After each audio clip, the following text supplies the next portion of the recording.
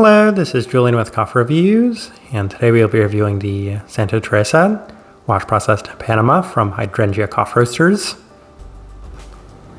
And there's the bag right there. And Hydrangea, based out of Berkeley, California. And they're a coffee roaster that's appeared on this channel on multiple occasions, having recently reviewed their Frank Torres Pink Bourbon, a wash processed Colombian coffee. And in that review, I'd mentioned that we'd reached out to Bill of Hydrangea, asking for some suggestions on coffees to review for an upcoming tier list that has since been released. And this is the other of the two coffees that he had suggested to us, and it is a washed Panamanian Geisha. So I'm definitely looking forward to discussing this one, as this right here is day 38.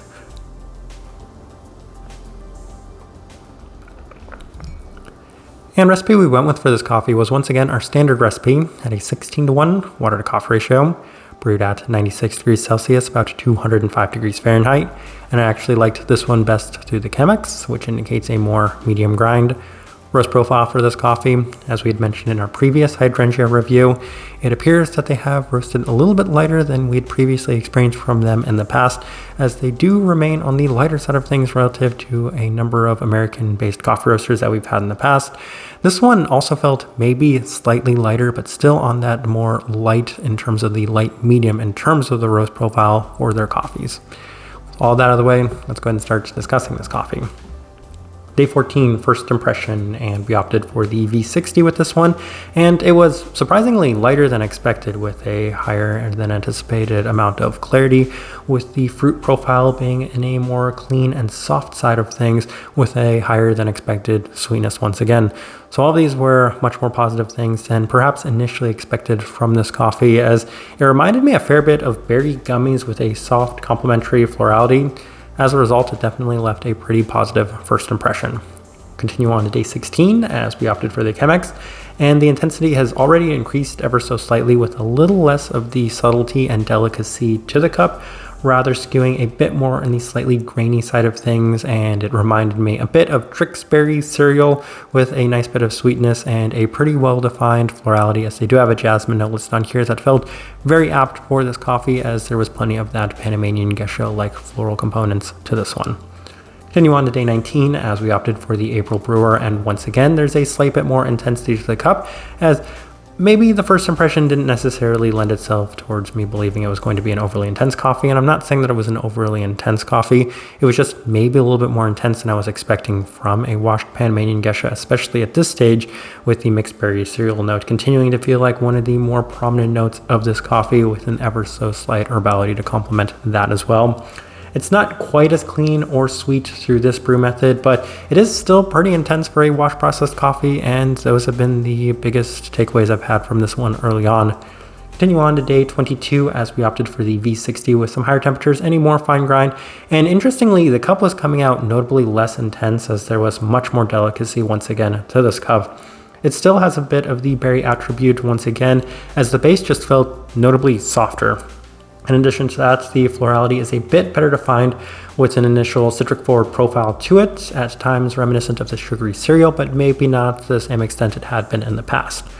Continue on to day 25 as we ran into the Chemex with the same adjustments, and there's some positives to this cup as well, as it didn't necessarily have the desired level of clarity with a pretty soft and well-defined berry fruit aspect to the cup. It's back to being reminiscent of the Berry Trix cereal with a complementary florality. It is one of the better days so far of this one, but for whatever reason it didn't feel maybe quite as polished, as articulated, as well-defined as some of the other days.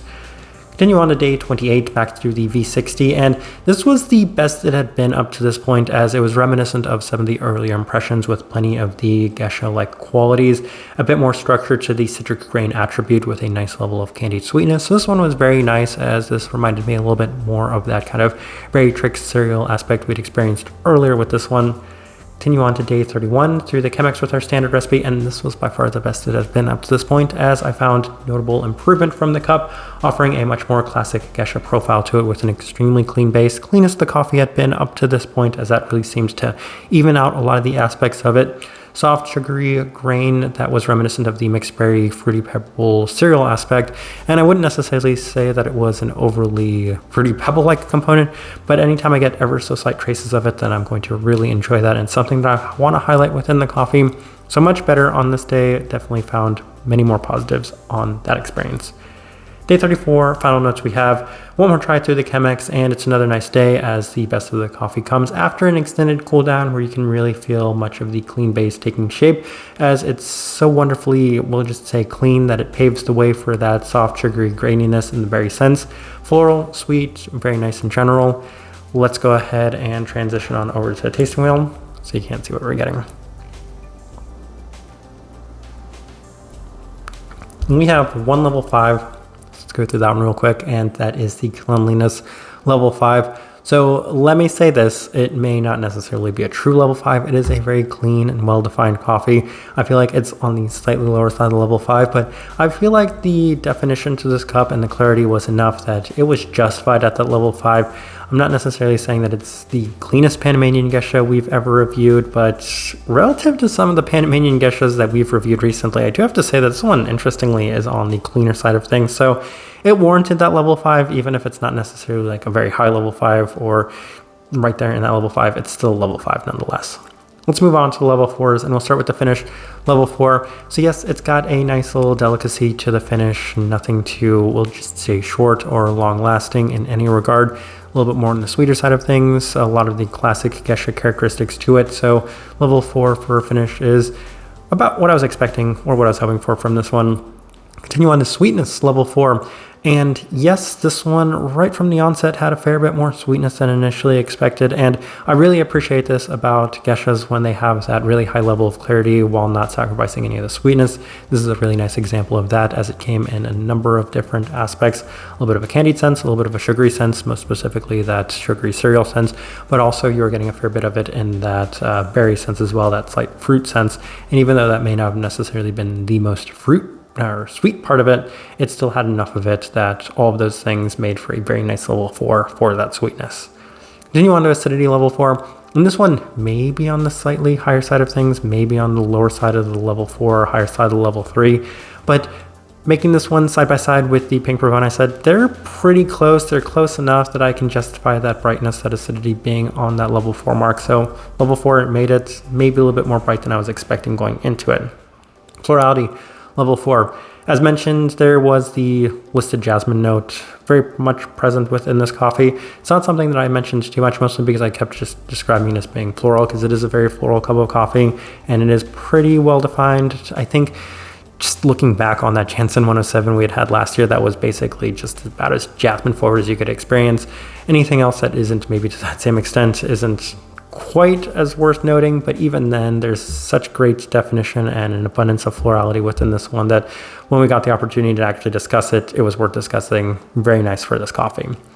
Continue on to the berry fruit, level 4. So yes, and I wouldn't necessarily say that it's like a true strawberry, true blueberry, whatever. I'm not entirely sure. I think they have a mixed berry note listed on here, and that's fine with me, because honestly for me it tastes much more like berry cereal, which is not necessarily a negative thing, because oftentimes one of the big draws and appeals to me about geisha coffees is that they can taste like sugary, grainy cereal, and that's what happened here on this one. And having that berry fruit be there at that level 4 and having them list a mixed berry note, all of that works with me. It just reminds me a little bit more of mixed berry cereal anyway, so I wouldn't necessarily pick out a very specific berry note for it, but rather a little bit more in line with that, we'll just say artificial, but still in a good way, berry sense. Then we have a couple of level 3s. We will start with the citrus fruit level 3.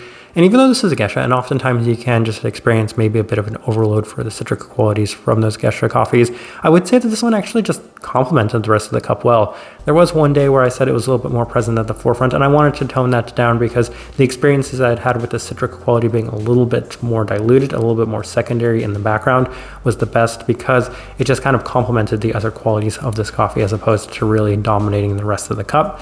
So having that there at the level 3 was a little bit of work getting it there, but in addition to that, I feel like good, because it just helped balance out the rest of the cup. Caramel level 3, and once again, that's my experience with Hydrangea's coffees, as I believe this one was probably also roasted with a Probat, and I feel like that's where that came from, as it had a nice caramelized, candied aspect to this one, which really seems to help tie it together and add a little bit more to this cup. But anything else worth discussing? Body level 1, so making this one side by side with the Frank Torres Pink Bourbon, I would say that it was on the higher side of level 1. I wouldn't necessarily say that this is a true super light tea-like bodied cup of coffee, but even then it was a little bit lighter than that one. I would say it's like a 1.5, whereas the other one was maybe like a 2 to 2.5. So one felt like the best placement for it on it, but as I'm looking at this tasting wheel, I do think it's a pretty good representation of what I was getting from this coffee. All right, so my overall thoughts and impressions of this coffee. As I mentioned with the Frank Torres Pink Bourbon, that one really seemed to help improve my opinion of this coffee roaster. This one did as well, as I found both of these to be really nice coffees. I probably enjoyed this one a little more, but that's not surprising. Washed Panamanian Geishas do still remain my favorite coffee in the entire world, and what I really appreciated about this coffee is that it offered much more of a traditional Panamanian Geisha-like feel to it, as I've noticed that the vast majority of Panamanian Geishas that we review these days seem to maybe trail off in other directions, and even my favorite one from last year, the Jansen 107, it may have offered a little bit more of those traditional profiles, but even then it wasn't maybe quite that cereal grain-like component that I've come to associate with Panamanian Geishas in general. That's why this one was fun, because it did feel a little bit more classic in that sense, as this one really seemed to skew a lot in that direction. That's why I appreciated this coffee as much as I did. Anytime I'm describing a Panamanian Geisha as being cereal-like, then I think it's a very good thing. So credit to Hydrangea on this one. This is probably my favorite coffee that I've ever had from them. Granted, once again, it is a washed Panamanian Geisha. Type of person I would suggest this coffee to, if you do skew a little bit more in terms of that classic Geisha profile. And once again, I feel like we've just kind of gotten away from that recently. A number of the Panamanian Geishas I've reviewed haven't really been like this. Then this one's a really good representation of that, because this one just right from the start reminded me of those coffees, and it continued to go along that path. We got some really nice consistency from it. We got some really nice sweetness from it. We got some really nice clarity from it, and a pretty well-defined profile as well, with that really enjoyable, we'll say, sugary grainy quality that just tied all of this coffee together while still offering that nice level of florality as well. Hitting on the big four: sweetness, clarity, florality, and fruit profiles within this one. So that's the type of person I can suggest this coffee to, and the best way I can leave this review. If you by chance had an opportunity to try this coffee, I'd love to know your thoughts and impressions of it as well. If you're enjoying the content, give this video a like, subscribe if you're not already subscribed. This right here has been a review of the scented Teresa, wash processed Panama from Hydrangea Coffee Roasters. Thank you for watching.